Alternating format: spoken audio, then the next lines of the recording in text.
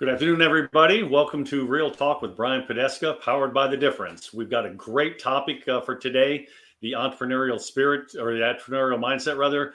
We've got a great guest, so let's get into it.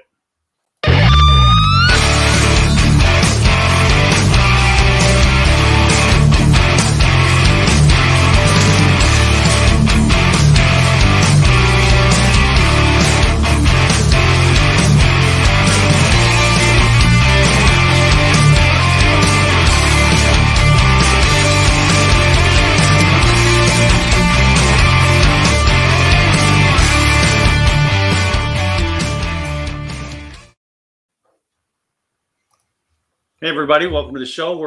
I'm stepping in for a little bit for Brian right now as he's probably running from his car to try and get his PC up so he can join the show. But I'll fill in the best I can until he gets here. Anyway, as I mentioned, we got a great topic today, the entrepreneurial mindset. And I got a good guest with me that I know you'll all be excited to hear from.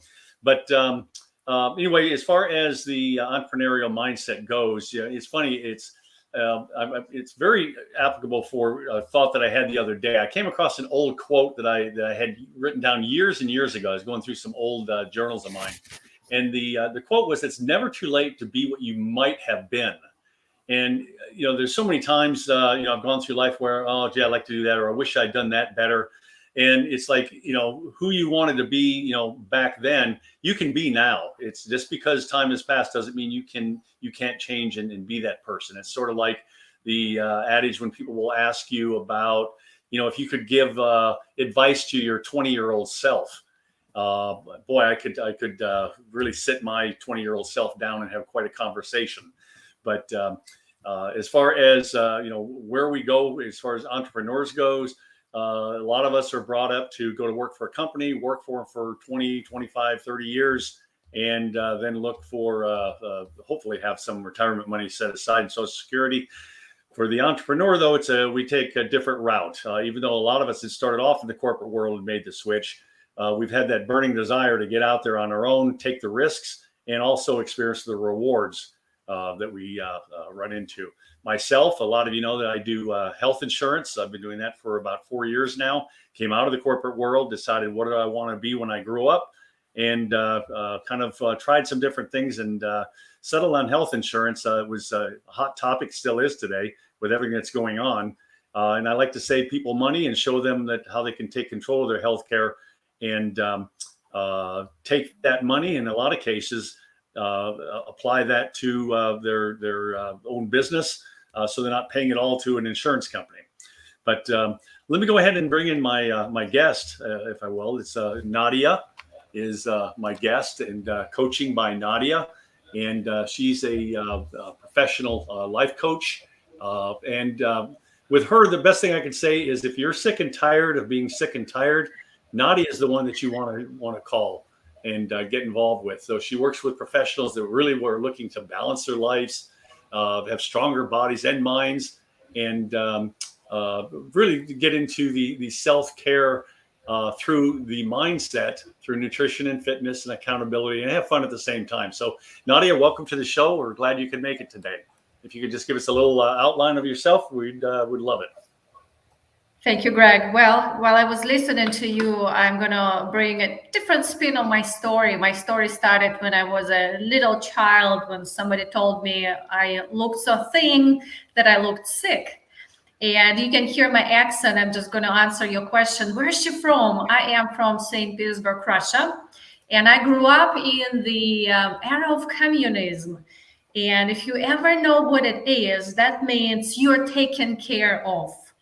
Everything is set for you, your insurance, by the way, everything is kind of the same. But here's the problem. When I moved to this country, there's a different mindset here. You're not really taken care of. You've got to find your way of being in life. And when I was actually journeying on my personal journey of health and life and fitness, trying to find myself, I realized it's not really about finding who you are.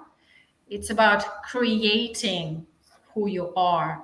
And in fact, just recently, I'm just in awe. Wow, that's what I have been looking for, is actually creating who I am right now.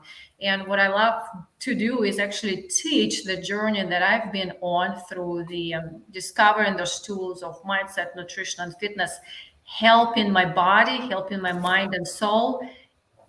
Doesn't matter what stage of your life or business, we've got to take care of ourselves. So it's about creating you. That's good. How did you get into this field, Nadia? Do you want a public story or personal story? Go ahead. Well, so I'm going to share the personal story. So I had a choice of two colleges to go to, and I don't know why they were so different. One was based on physics, and another one was based on psychology. So I guess the exams that I passed was psychology. So that was just an interesting entrance. But in fact, over these years, I remember I picked up the very first personal development book. I was a kid, probably around 11, by Dale Carnegie, How to Talk to Anyone. That was very many years ago. That's how I got into this field. How do I help me in order to help me? But then I realized I can also help others, really teach others to do the same. Well, that's great. Yeah, because it took me a lot longer time for me to figure out what it was I wanted to do. It's one of those things where, and again, the topic with the mindset of the entrepreneur, you're brought up, at least our culture here in this is the States, is you're brought up, you go to school, you find you find a particular field to go into, and you go into that field and you work in it. And like I say, hopefully you manage to put enough money away to where you're completely sick of it and you want to retire. You can. However, most people very rarely get to that point. We have so many people that are taking that traditional route, and they're starting to wake up to what's out there and the opportunities that are available to them. And I deal with a lot of individuals that are looking at making that transition from the corporate world into an entrepreneurial lifestyle. And one of the big problems is as far as on the healthcare side, just being able to afford decent healthcare while moving over to be an entrepreneur. Because in the early years, when you're first starting out as an entrepreneur, you're on your own. You do have help from depending upon what you get into. But as far as your income, it's not like you're going to be earning that six figures day one, unless you're Brian Poduska. But I knew that'd get a smile out of you, Brian. I would call that more of a smirk rather than a smile, but good joke. Good joke. Well, we all start off, but and what keeps us going is that entrepreneurial mindset. As far as you can do this. This feels right. I know I can do this. I'm confident in what I do. I enjoy what I'm doing. If you're not enjoying what you're doing, you need to find something else. Not just from the corporate world, but if you've gone off into the entrepreneurial world, and it's not unusual at all to try 2 or 3 different things before you kind of find what it is exactly that you're looking for. I liked insurance. I dabbled in it a little bit as a sideline before, but got involved in the life insurance and dabbled in that for a while, but really wasn't that happy with it. And once they made some of the changes to the law for health insurance, I really got involved in just doing health. And a lot of people say, do you do life insurance? Do you do Medicare type insurance? No, I strictly stick with under 65 years old health insurance. It's a changing field. And as is like, for instance, on the Medicare side, changes come fast and furious all the time. So you got to keep up with it. So that's why I prefer to just focus just strictly on the healthcare side for under 65 market and provide the best service I possibly can and really, really enjoy it. And the most exciting thing to me is obviously I love signing up new people and saving them money. But for me, it's when I get a call from a customer that tells me that they've had to use their healthcare and it's worked great for them and it saved them a lot of money. So that's key to me, and that's what keeps me going. Well, hey guys, I don't mean to jump in here, but I do mean to jump in here. I apologize for showing up late to my own show. It's kind of ironic, but Nadia, thank you for joining us today. When Greg shared your information earlier this week, and given our topic of the month, which is mindsets and entrepreneurial mindsets, and what I saw what you do for a living, I thought, man, that's a perfect guest to bring onto the show. So, pleasure to have you on today. And just so you know, I was running from it was technically a CE class, but it was a seminar on real estate investing. And one of the, actually the foundation of the class was based on mindset. So ironically, because I didn't know that was going to be the case for the day, but they were talking about the mindset of a real estate investor being, looking at passive income and the long-term wealth building aspect of real estate investing. So that mindset discussion in the beginning of that class, kind of flowed very nicely into this show that we've got going and the topic that we have on the month this month. So thanks for coming today. I'm sorry I did miss the beginning. I do understand that you're a coach, and you're a coach in multiple different ways, right? So just based on the bio that I read, so fitness level, mindset level, and I think you have a target market of folks that you are targeting. Nutrition. Okay, cool. So Greg, thank you for sharing that information ahead of time.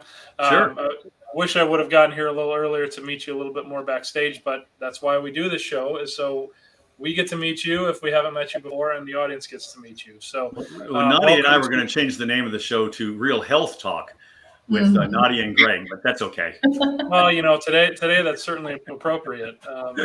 So maybe we can put in a trademark request for London to get that taken care of.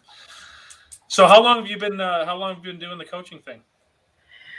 Well, it's an interesting question. For 13 years, but with coaching by Nadia, this is my second year. So if you want to hear the story, I'll share a little bit. But COVID was the one who said, how about do this? Sure. Well, and that's, one of the things that we like to do, right? So the idea of Real Talk and the underlying platform of the difference is to get people's stories out there. Everybody does a job or a profession, right? But everybody arrives at that profession and job in a different way. And I think that resonates the most. Is you kind of talked about your why. I love to hear the stories about how you got to what you're doing right now. Because oftentimes, 99% of the time you go to school for one thing and you end up doing something completely different, and you do it 3 or 4 different things throughout the course of a career, right? So love to hear how you got to do what you're doing, and what drove you there. Okay, so when I just moved to this country, I had my new family, my babies, and I guess my passion is helping either case. So when you're a mom, you're helping your children, taking care of your family, and Greg mentioned at the beginning, sick and tired, and that's where I was. Just when you're helping others or your business, it doesn't really matter. When you're spending your intention or your priorities somewhere else versus your own body, mind, and soul, it's gonna talk to you at some point. So my body and my mind and my soul, we're knocking the door. I am sick and tired, do something. And that's where I went on my personal development. The mindset was actually the first one where I said, hey, you gotta fix this thing, between your ears, called brain. Why is it never enough of anything you do in life? In fact, that's interesting. When I was already working as a fitness trainer, physically in the gym, I had that story before that I am too young to be a coach. Anybody familiar with that? I'm too young to be in that profession. Until I only shared that story maybe one time, until I'm talking to my mom. She's still in Russia. And she looks in my face, and guess what she said? Aren't you too old to be a fitness trainer? That was a turning moment for me. I'm thinking I just jumped from a mountain of being too young to the mountain of being too old. And that actually it's interesting. I never shared it with her, but it was a turning point for me when I said, you know what, enough is enough. Never enough is enough. I got to make the best out of who I am, out of what I know, because there's always someone who is looking for what exactly we have and need. And that's since that day, that's where I'm functioning. So, yeah. Okay, so you had an aha moment from your mom that you were too old. How does that work? Come on. That was, when we hear things like that, probably the natural human emotion, you get angry, you get maybe mad, maybe defensive, and it's all okay and natural. But then, in fact, that's the beauty of mindset development. I encourage everyone to step into personal development, read books, because if you're stuck somewhere, it doesn't matter whether it's your health, your personal relationships, or even in your business. Read books, learn something new. And in fact, one of my breakthroughs was my mom really loves me, and the way she loves me, sometimes I don't want to hear it. She wants to take care of me the way she knows, and I'm sitting and I'm listening to her, how do we say it as children, preaching me or teaching me, but there's wisdom in it. And when I really open my mind, my mindset to listening to other professionals, other coaches, in fact, I am part of masterminds, it actually helps me develop, it helps me to even open up my horizon of the field of possibilities. Oh, that's awesome. And so just so I'm clear, so you started as strictly a fitness instructor, trainer? So my the professional journey, I actually started, not very many people know, as a psychologist, educational psychologist. I worked with children of special needs. Greg, I don't know if you know Okay. that.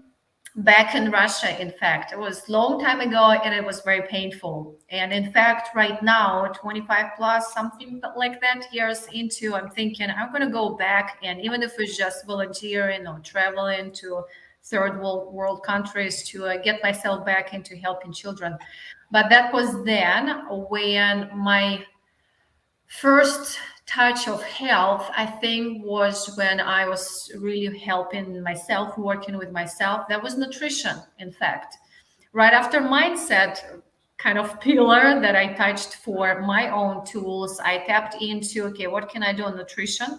I became a distributor for one of the wellness companies, and I've been doing distributorship since 2009, and it's still actually a part of my business.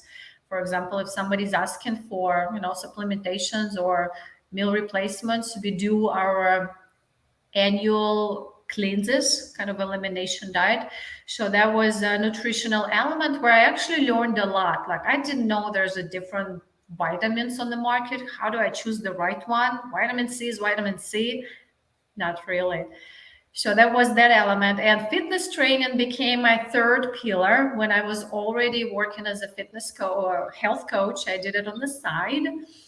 And I walked into the gym and I said, I'm a health coach. Do you need my services? They looked at me and they said, how about fitness training?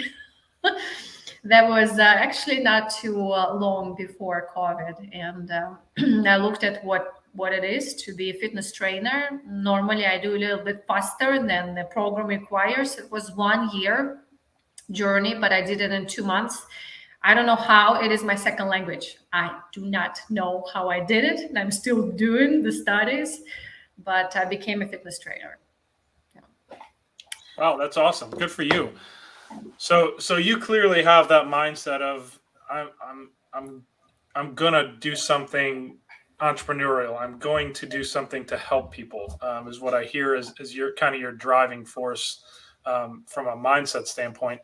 And what we talked about last week, and the reason that we're kind of choosing this mindset topic for December is, looking forward into the new year and really focusing on, that entrepreneurial versus employee mindset, and then how are you taking that and then driving your goals, and what kind of mindset are you setting up for the next year and really the next 5 to 10 years, whatever that longer term plan is, which was fun for me to sit through this investment seminar class, because you could feel the energy of people that, have been thinking about doing real estate investing for, some time.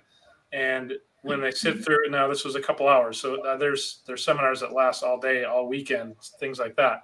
So this was a very boiled down session, but in that period of time, you can tell that there's a lot of energy around folks that have that same mindset of how do I build longer term wealth. And in real estate investing, if you're going to grow it, it becomes that entrepreneurial mindset, and really how do I grow that idea.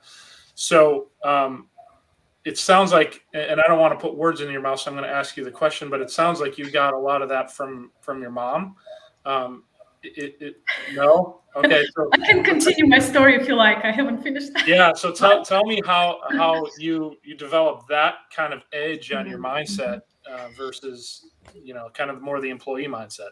Yeah, wow, that's interesting. So thank you. I'm going to bring something that this is just my drive. It may not be for everyone, but what drives me in life is there is two ways to say it: curiosity or interest. And I started being curious. Ooh, fitness training. I'm curious. What does it take to become one? I was always interested in fitness element of it. But then it's really been seriously, if I may say, sincerely, deeply interested. We start with curiosity, but in order for us to keep going, you've got to be seriously interested. So this is my second language. So when I say the word entrepreneur, you're allowed to giggle, because this is one of the words that gives me troubles in pronunciation. Gives me trouble too. Entrepreneur, but it was right before COVID, February 2020, folks. It's not that too long time ago. I sat down with a friend of mine. We actually went to a Brandon Burchard, he is high performance coach, conference. And I sat down with a friend of mine and I said, okay, I have 3 types of income for me right now. Interest in all around wellness is fitness training, my nutritional products, and my health coaching. And how much do they bring? My health coaching brings top dollars. My nutritional products bring medium dollars. My fitness training, brings low dollars. And guess where I was spending the most of my time? On the low dollars. On the long hours that paid me the least. This was my story. I'm not putting it anybody else's story. But my question was, how do I flip that? For some people, it comes easy. For me, not. But what comes easy for me, and again, you're allowed to giggle. Hey, I'm Russian. I got discipline engraved in my blood. So if you tell me that this thing is going to work, I'm going to do that. And I'm going to be stubborn. And I'm going to persist with tenaciousness. Is this the word? And I'm going to be very seriously interested. How do I make it work? So I hired a business coach. And she said, do this. And then I started talking to my existing clients, trying to figure out what am I helping them with? What difference are they feeling? And then actually a few months, and COVID hit. So my goal in February 2020 was, I want to be a virtual coach 3 years from now. I can show you my plan. I had a plan. It's all about also having a plan. And then 3 weeks later, life said, how about you got 2 weeks? So I had to flip really fast. And 2 weeks was really just figuring out what am I in the world doing, because I can't do anything in person anymore. But 2 months into, I had somewhat structure. Okay, here's how I can help online. We actually had our first group coaching program. I started teaching fitness online. And then through the process, in fact, I'm still on the very end of brushing through my programs, seeing what's yet need to be fixed, worked on. But with the help of the coach, the masterminds, and my seriously interested, I want to make it work. You tell me that it's not, and I'm going to show you that it will. I don't know where I got this, probably not from my mom. I don't think so, but I created that I'm going to prove that even though in this industry we have so many options, so many programs, so many possibilities, so many coaches, but when you have a passion, when you know that I want to help others, in fact, the reason I do it is just because I love also serving others just like me. And the program that I created, the Ultimate Transformation, where you honestly create the transformation or change that is long lasting for yourself when you're mindful daily in your mindset, in what you eat, and how you move. Mindset, nutrition, fitness. So I put those programs together, and now it's just really one Ultimate Transformation, where it's one-on-one, groups, and subscription on demand. But it's seriously being interested. I want to make it work. Who can help me? That's fantastic to hear how you came about with the program. So I mean, to boil it down, I like how you said curiosity versus interest, right? And it starts with the curiosity, then you get interested, then you get seriously interested. So you had those three things. One of the keys that I heard in your story is that you had the wherewithal and really the guidance, your self guidance to hire a business coach.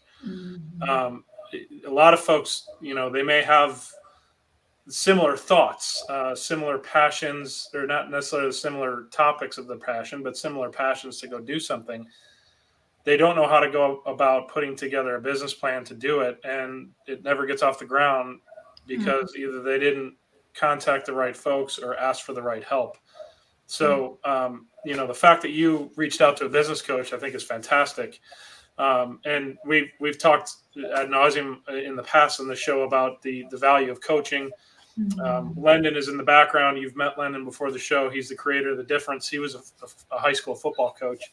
So we poke fun at him a little bit about that because some of his he'll get a little rah-rah and talk about the importance of coaching. But fun aside, it's absolutely true. So that's great to hear that you took the advice of your business coach and kind of ran with it. Now, let me ask you this: now that you've been into it, so COVID obviously threw a wrinkle in your plans, and it sounds like you had to pivot really quickly, especially in the virtual space, especially given that if you were on, see if I get this right, there were three things, right? You had the low income producing fitness piece, which then you can't do in person anymore.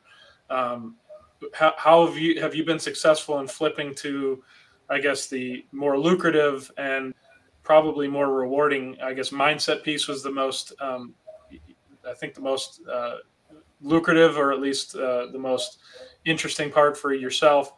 Have you been successful in flipping that script? So to answer your question, how much are we using online right now? Quite a bit. Sometimes we choose to use internet versus going in person, isn't it? Still, I actually get the same indeed comments like with fitness. We do want community, we do want personal training in person, and we actually realize there are some things. Even during COVID, we were talking about, I have my board here, about reclaiming your time, your money, your relationships, your health.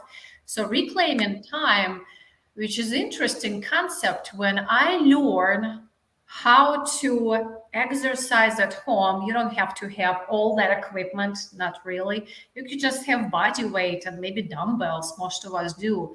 If I can learn how to do it properly without going anywhere else, the same thing with my nutrition, the same thing with fitness. Like when I am mindful, doing the things for me when no one is watching, just taking care of myself, my own accountability, it is a long-term transformation for yourself. You're actually producing sustainable way of healthy living. And that's actually what I realized. I can teach that. I don't have to go, well, that was my goal anyway. But with COVID, what it taught me, you don't have to go back in person. If somebody wants in person, that's great. And I still go on my runs and go to the gym. But teaching my clients virtually how to work out at home, and I focus on functional movement, which is, again, it's all about building the strength for your body, teaching how to properly eat mindfully. And the mindset, you can even just do a phone call and have a consultation this way. So, yes, I have to answer the question shortly. Well, COVID really changed things for all of us because, and again, talk about the entrepreneurial mindset is, okay, we have this challenge now. And so many people say, well, gee, I mean, we can't really get face to face with people. So how are we going to make this work? Well, you find a way. And, yes, technology today, thank goodness that we have the technology that we have today. 30 years ago, we would have been in real trouble.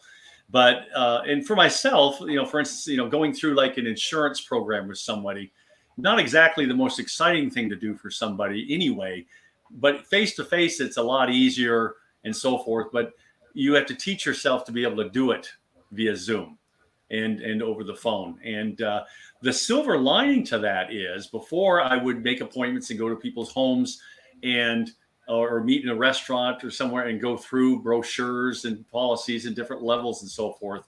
The fact that I can do it over the phone, I can get so much more work done and talk to so many more people. So there is a silver lining to this.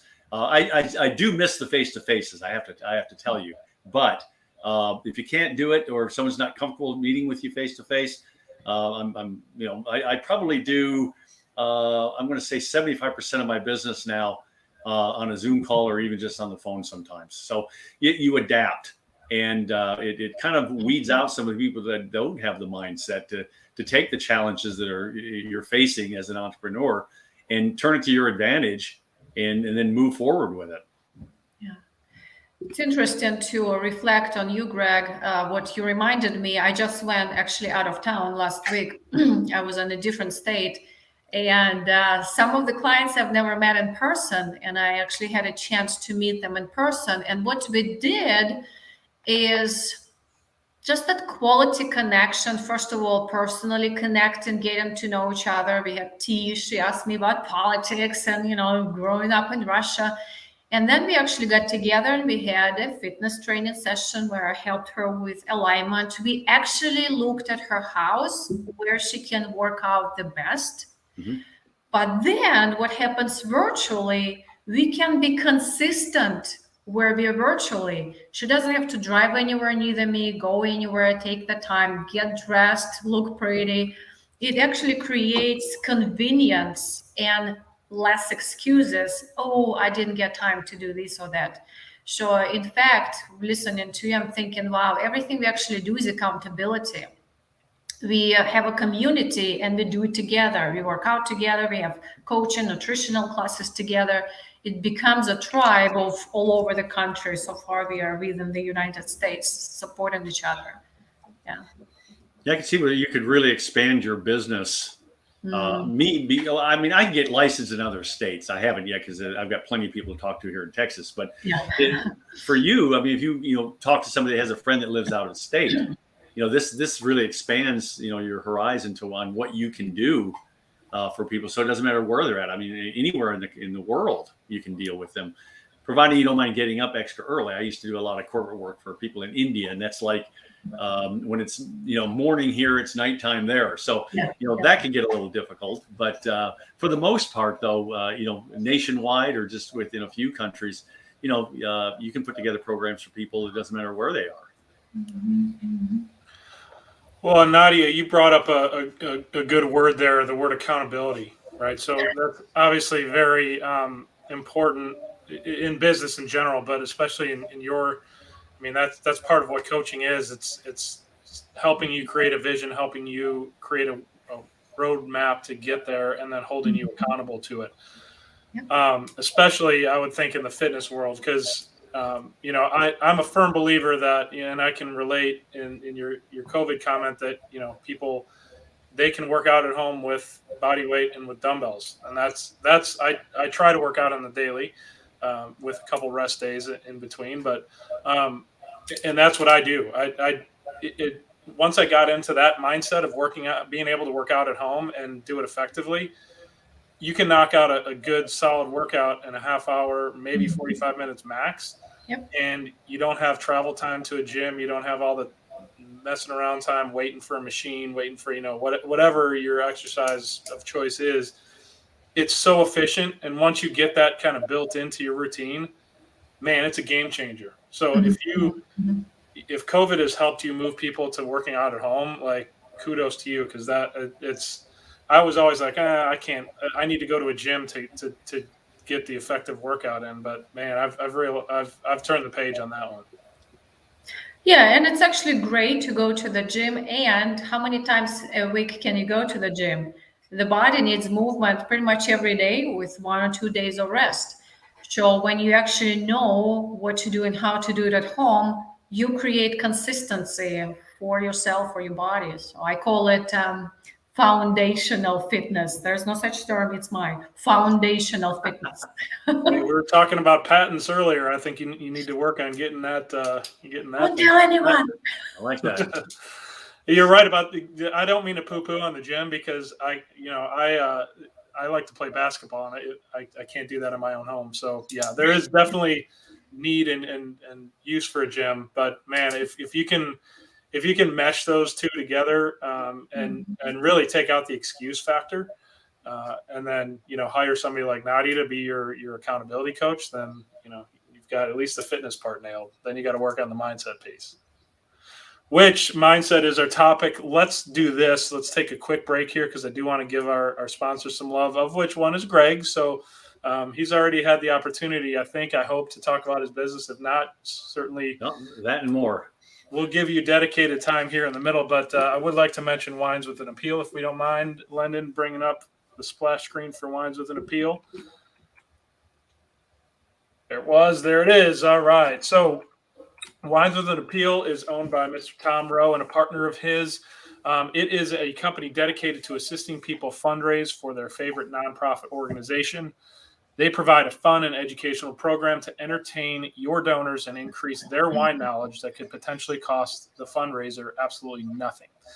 That's right. I said nothing. So the way that Tom operates, I've seen him in action. He puts on a fun, entertaining, maybe dad joke filled routine at some points. But like I said, it's fun, entertaining. And basically at the end, he sells wine. And these are wines that you can't necessarily get at your local supermarket or liquor store. So not only do you get entertained, you get to buy some awesome wine, but all you have to do is cover the cost of the wine tasting itself. And then all the proceeds after that go to the fundraiser or cause of your choice. And Tom has told me that there has never been an event that did not cover the cost. So it's a surefire way to entertain, really a good way to get together socially.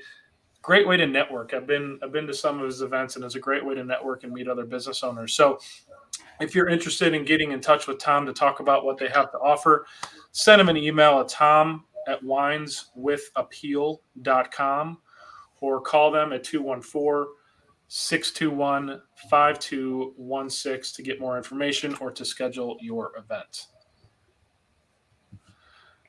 Awesome. And Greg, thank you for that note. I just saw it up in the upper right-hand corner of my screen. I do want to mention this. I don't think I got anything from Mr. Copeland. If I did, I'm sorry that I missed it.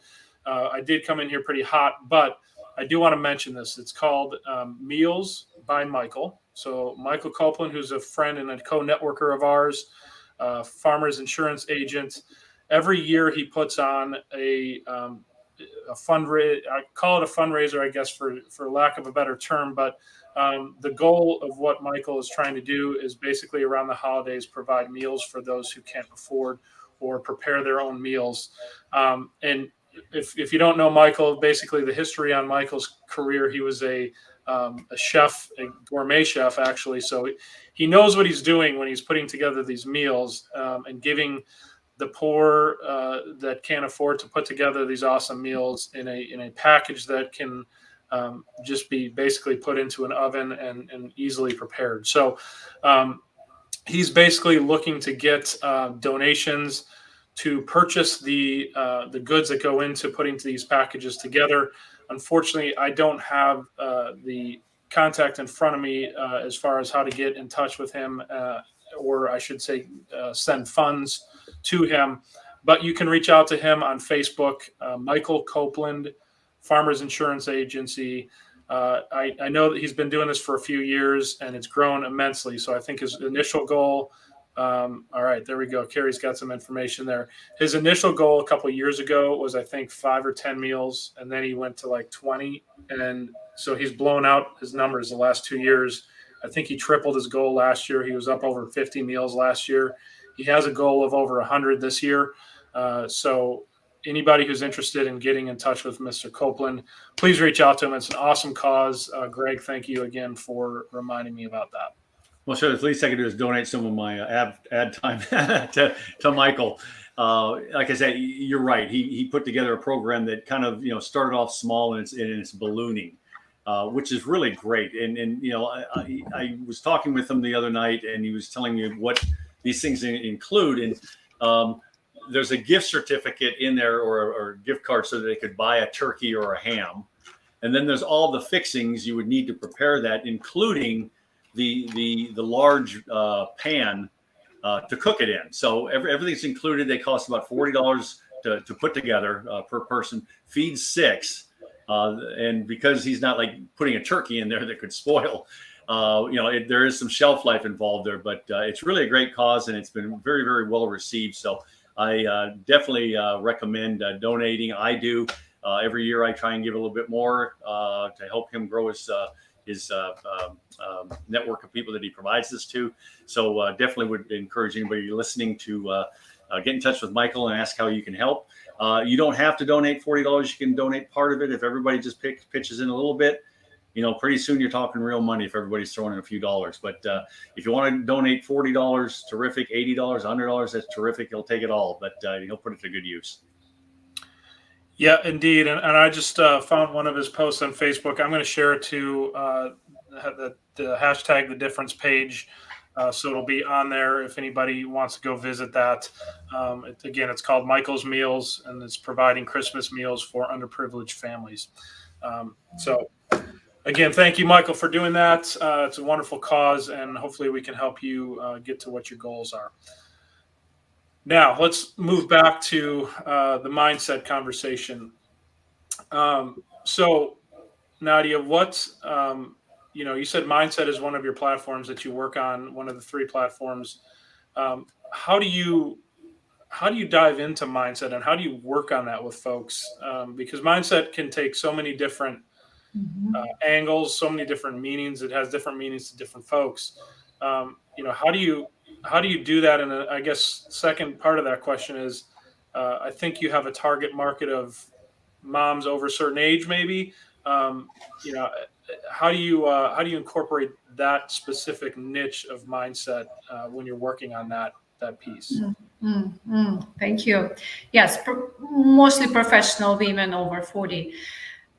Mindset, that is interesting. I was wondering what direction do I go to, but imagine that, okay, I have this, one of my clients, she keeps repeating that I am not like everybody else. I cannot eat vegetables. I just can't. So is there a repeating story in our heads that we keep saying to ourselves? Mine, if you heard me, I'm not enough in this area, that area, until I'm too old.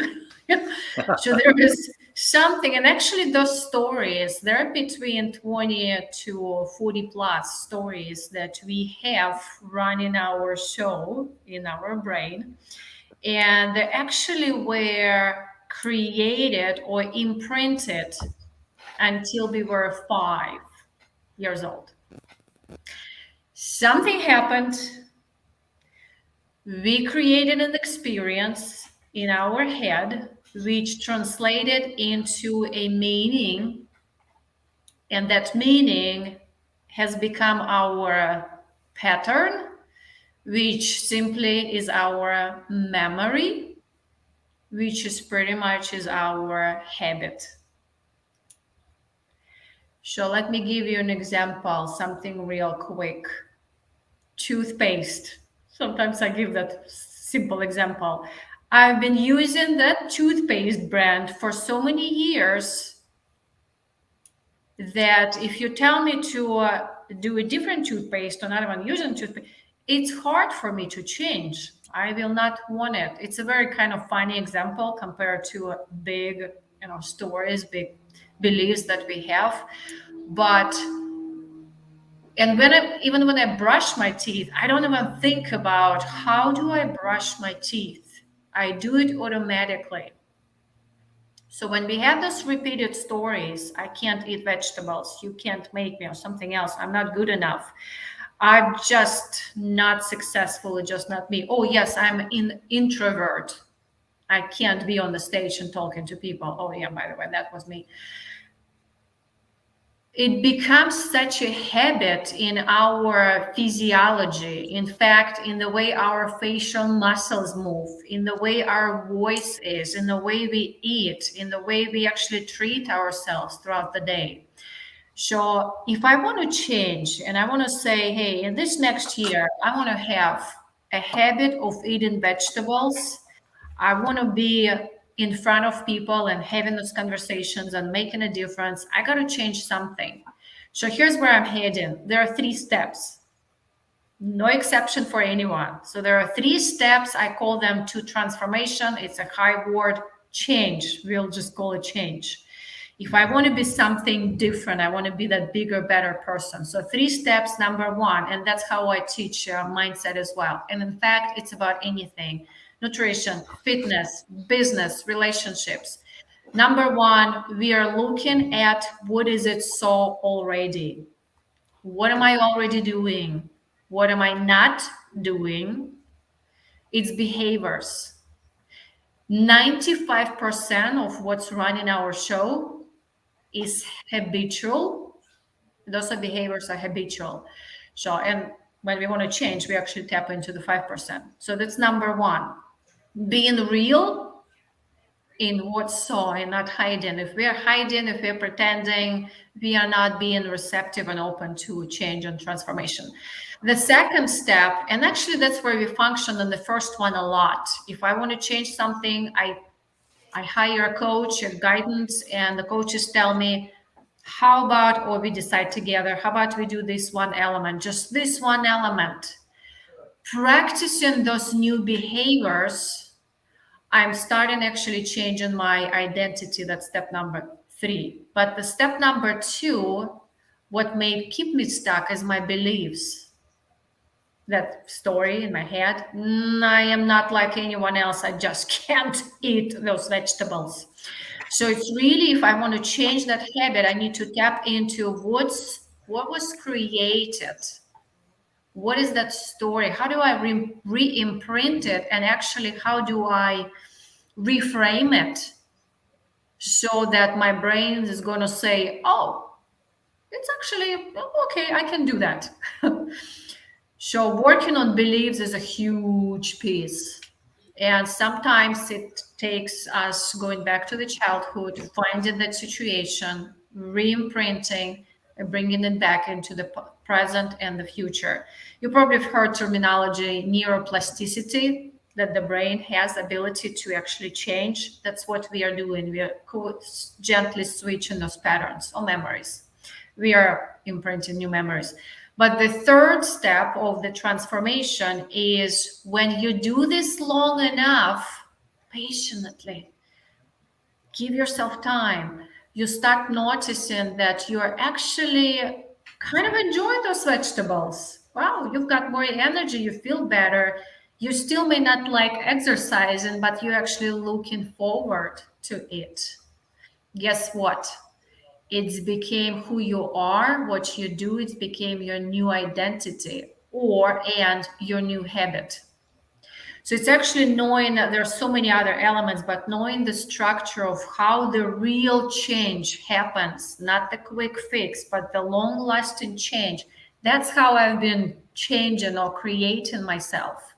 Do you think I've always been able to speak in front of people? No, I could not speak more than 2 eyes in front of my face 10 years ago. I trained myself. So the mindset piece is training your brain to allow you to do what you meant to do. That's fascinating. I've never heard it broken down. That's kind of a scientific way of breaking it down. And I'm sure that comes from your behavioral training, which there's some value to that, because what you just said makes a heck of a lot of sense. And I've never had issues eating vegetables, but of course, everybody has different fears that are self-limiting beliefs that are usually preventing you from doing that. Circling back on the mindset topic and how it applies to entrepreneurism. And so, believe me, you said earlier, that's a hard word for you to say as a second language. English is my first language, and I still have trouble saying entrepreneur. So, good. Yes, I don't feel bad about that at all. So we all share that. But joking aside, I think there's, that self-limiting belief of, I may not succeed, or this is going to be too difficult, or whatever the case may be, I think prevents the vast majority of businesses from ever getting off the ground. People may have the best ideas in their heads, or really a well laid out plan, but until you actually take action, and of course you're going to fall on your face a few times as you're trying to execute those plans, but those self-limiting beliefs, I'm sure, has railroaded so many businesses and great business plans. I don't know what the statistics are, but I'm sure you've run into that in your coaching. So anyway, I understand. I missed the first part of this, so it looks like Nadia, you're on a time constraint here, and it looks like we're kind of running up against it. But I know your information has been scrolling across the bottom of the screen. But if you want to tell the audience one more time what it is you offer, and all the things that you have to offer, why you're different, we'd love to hear it one more time. And the best way to get in touch with you and the best format and forum to do that would be awesome. No, thank you. So you can find me through coachingbynadia.com. And I work with busy professionals who want balance and strength in their bodies, their minds, their health and life, but they're so busy and they want guidance. So we are working together. Why it's different? Hey, where do you get Russian speaking coach and a fitness trainer? It is fun, especially when you work out with me. You will hear some Russian countdown when we do plank. That's by itself is very different. But on a serious note, we are doing it together as accountability. We are tapping into working out together, doing nutritional classes together, mindset development, and more than anything, accountability. So if who is listening, this is you, feel free to schedule your free consultation. I call it discovery call at coachingbynadia.com/15 minutes, 15 minutes. Thank you. Awesome. Well, thank you for sharing your history and how you got to where you are right now. I think that's a really impressive background that you have, and a really intriguing way that you got to what you're doing. So thank you again for sharing everything today. Great guest, Greg, on the topic of mindset. So Nadia, thank you for offering your opinions and your professional opinions on mindset. Greg, you have any final things you want to say? No, that's it. Other than, if you're sick and tired of being sick and tired, call Nadia. There you go. Hey, Brian, real quick, I was able to get the thing from Michael, so I want to pop that up on the screen real quick so anybody watching can see that too. Awesome. That'd be great. Appreciate that. There we go. There it is, Michael's Meals. So yeah, all right, awesome. So we've got a little scan VR code there. So yeah, if you're interested, reach out to Michael on Facebook, or scan that code there for the Venmo payment. Small, big, anything helps. As it says there, each basket is about $40 to assemble. So Michael works really hard on this, does a great job of socializing it. So, just like every other goal, he's been crushing it for the last 2 years, and I hope he does it again for this third year. So thanks for flashing that up, Landon. Guys. Oh, hold on one second. I got one more thing coming up here. I got to show this. Holy moly! Wow! Okay, I Big think time. he's going to need a few elves to start helping assemble some of these baskets. Wow, that's super awesome. Yeah, thank you, Carrie and Daniel. Carrie, for that. Daniel, That's awesome. that is fantastic. Mm-hmm. Sorry, Lennon, I think I talked over you there, but that's okay. That's okay. We're both giving shouts out to Carrie and Daniel. Awesome. That is great. It's a good indication of what the Difference family is, right? That's we're all small business owners trying to help each other out, and that's a perfect example of it right there. Exactly. So, all right. Well, Nadia, again, thank you for being on the show today. It was a pleasure to have you. Greg, as always, thanks for being an awesome co-host, and thank you to our sponsor, Wines with an Appeal, and Tom Rowe. Hook up with Meals with Michael and help him out. Lennon, thank you again for all that you do every week and as we go forward, and what you do for the small business community in DFW. Until next week, same time, same station, same topic. Have a wonderful weekend. We'll see y'all later. See y'all.